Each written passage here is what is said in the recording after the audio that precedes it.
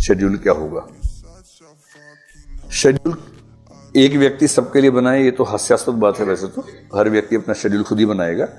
एक बेसिक सा आइडिया हम डिस्कस कर सकते हैं, उसको कस्टमाइज करना है अपने हिसाब से। बेसिक बात जो है, डेली शेड्यूल में 3 कंपोनेंट्स का ध्यान रखिए। पहला कंपोनेंट है कि करंट अफेयर्स को बिल्कुल भी मिस मत कीजिए।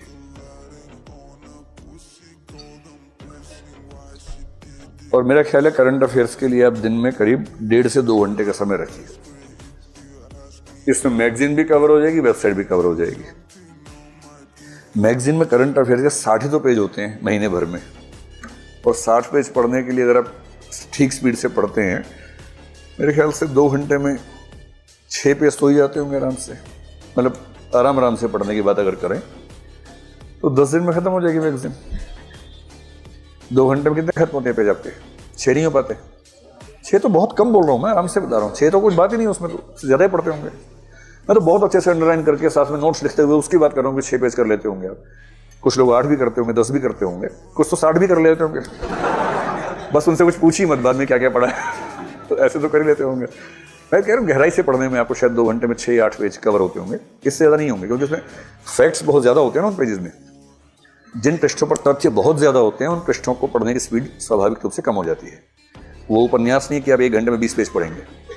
किसी नॉवल को पढ़ते हो अगर आप 1 घंटे में 20-25 पेज पढ़ रहे हैं तो इसका मतलब आप ठीक स्पीड पे हैं। लेकिन करंट अफेयर्स के अगर आप 20-25 पेज 1 घंटे में पढ़ रहे हैं तो इसका मतलब चिंता की बात है ना। 2 घंटे में 6-7-8 पेज ठीक स्पीड है करंट अफेयर्स के मामले में। तो आप ये कर सकते हैं कि मैगजीन में रोज 1 घंटा लगाएं, क्योंकि 1 घंटा लगाएंगे तो भी आप 20-22 दिन में कवर कर लेंगे उसको। और 1 घंटा वेबसाइट पे लगाएं प्रतिदिन। और ये 2 घंटे अलग से रखिए, मिक्स मत कीजिए।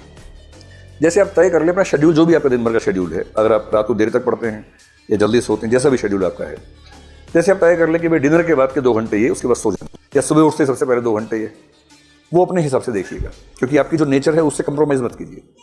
अगर आपको रात को देर तक पढ़ना अच्छा लगता है तो वैसे ही पढ़िए। किसी के बेकार कई बेवकूफ़ कहेंगे सुबह उठना चाहिए, इससे ऊर्जा बढ़ती है, ज्ञान बढ़ता है, सब बेकार की बातें। बढ़ा लीजिएगा, बाद में बढ़ा लीजिएगा आराम से, है ना। अभी तो पहले अपनी नेचर के हिसाब से पढ़िए। अगर आप निशाचर प्रकृति के, निशाचर रहिए, रात भर पढ़िए, कोई तनाव की बात नहीं है। और यदि मुर्गा प्रकृति के तो सुबह सुबह उठिए और सुबह सुबह पढ़िए। जो भी आपकी नेचर है उस नेचर के अनुसार पढ़िए। एक ही दिक्कत आती है, जो निशाचर लोग हैं उनको दिक्कत ये कि जिस दिन एग्जाम है उस दिन वो सुबह उठ नहीं पाते। उनको तनाव रहता है कि सोएं कैसे। आदत है 4 बजे सोने की, उस दिन 12 बजे लेट जाते हैं, नींद नहीं आती है, ये दिक्कत आती है। इसके 2 समाधान हैं। या तो आप 10-12 दिन पहले से थोड़ा शेड्यूल चेंज करना शुरू कर दें, ये हो नहीं पाता प्रैक्टिकली। दूसरा समाधान है, ऐसी चिंता ना करें और प्रीलिम से 3-4 दिन पहले से नींद थोड़ी बढ़ा लें। 4 बजे सोएं, 12 बजे उठिए, 8 घंटा सो के उठिए। इससे क्या होगा कि एक दिन नहीं सो पाने से असर नहीं पड़ेगा। मैं ठीक प्रीलिम से बात कर रहा हूँ। 3 जून को एग्जाम है, 2 जून को रात को नींद नहीं आ रही, तनाव मत लीजिए, इससे कुछ नहीं होने वाला। हमारा माइंड इतना मजबूत है कि वो एक दिन बहुत कम नींद के साथ काम चला सकता है, कोई चिंता की बात नहीं है। लेकिन हाँ, उससे पहले 3-4-5 दिन अपनी नींद ज़्यादा ली हो, ये थोड़ा सा मैनेज कर लीजिएगा। अपनी नेचर से कंप्रोमाइज़ नहीं करना है, लेकिन उस नेचर के हिसाब से कोई 2 घंटे का शेड्यूल अलग से निकाल लीजिए करंट अफेयर्स के लिए। इसी तरह से 1 से 2 घंटे का शेड्यूल निकालिए रिवीजन के लिए। वरना इस पाठ्यक्रम में होता गया कि एक क्रम से आप पढ़ते जाते हैं, उसी क्रम से पीछे गायब होता जाता है, और फिर आप 2 महीने बाद देखते हैं कि सब सफा चट एकदम, कुछ याद नहीं आ रहा। फिर आपको लगता है कि याद तो नहीं आ रहा, वो 2 महीने गए कहाँ मेरे जीवन के, जो 2 महीने मैंने गुजारे थे इसमें, कुछ चले कहाँ गए। तो अगर आप चाह रहे हैं कि उस समय का मूल्य रहे, तो दिन में कम से कम 1 से 2 घंटे का समय रखिए केवल रिवीजन का। पिछले सप्ताह में जो भी पढ़ा है उसको फिर से तेजी से पढ़ लीजिए। मनोविज्ञान में एक सामान्य बात है कि जिस चीज़ की रिवीजन आपने 3 बार कर ली, वो चीज़ आप आराम से भूल नहीं सकते। और 3 रिवीजन का मतलब है जिस दिन पढ़ा उसी दिन कर लीजिए। एक बार वीकली रिवीजन, एक बार मंथली रिवीजन कर लीजिए। तो रिवीजन रोज 1-2 घंटे। क्या होता है ना, जब पाठ्यक्रम बहुत सारा हो तो हमें लगता है रिवीजन बाद में कर लेंगे, छोड़ देते, पर ये वेस्टेज है। सारा पढ़ते जा रहे हैं, याद एक भी नहीं है। इससे बेहतर है कि 70% पढ़ा और 70% याद भी है। तो रिवीजन को बिल्कुल हल्का मत लीजिएगा, और सबसे अच्छा समय सुबह उठते ही सबसे पहले आप 2 घंटा रिवाइज कर लीजिए। बाकी जो है वो शेड्यूल स्टडीज का रखिए, जो नया नया पढ़ना है।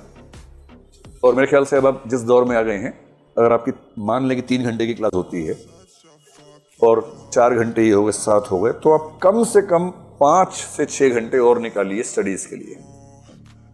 मैं जानता हूं कि जब बच्चे नए नए आते हैं तो हम कहते हैं कि आप 8 घंटा पढ़िए, 8 घंटा सोइए, 8 घंटा घूमिए। 8-8-8 का नियम बताते हैं शुरू में, और नए नए बच्चों के लिए होता है। अब आप बच्चे छोड़ना है, अब आप बड़े हो गए हैं। और मतलब वैसे भी भारत के अलावा दुनिया में किसी देश में ऐसा नहीं होता कि 30 साल के बच्चे अपने घर से पैसे लेके पढ़ रहे हों। तो जब आपको इतनी सुविधाएं मिल रही हैं, आप फुल टाइमर स्टूडेंट्स हैं और कुछ नहीं कर रहे हैं, तो 12-13 घंटे तो बनते हैं कम से कम। और जब परीक्षा एकदम नज़दीक आए तब 8-10 दिन 14-15-16 घंटे भी बनते हैं। उस समय 15-16 घंटे रोज की बात नहीं हो सकती, पर 5-7 दिन तो हो ही सकता है परीक्षा के नज़दीक जब हो इतना घंटे।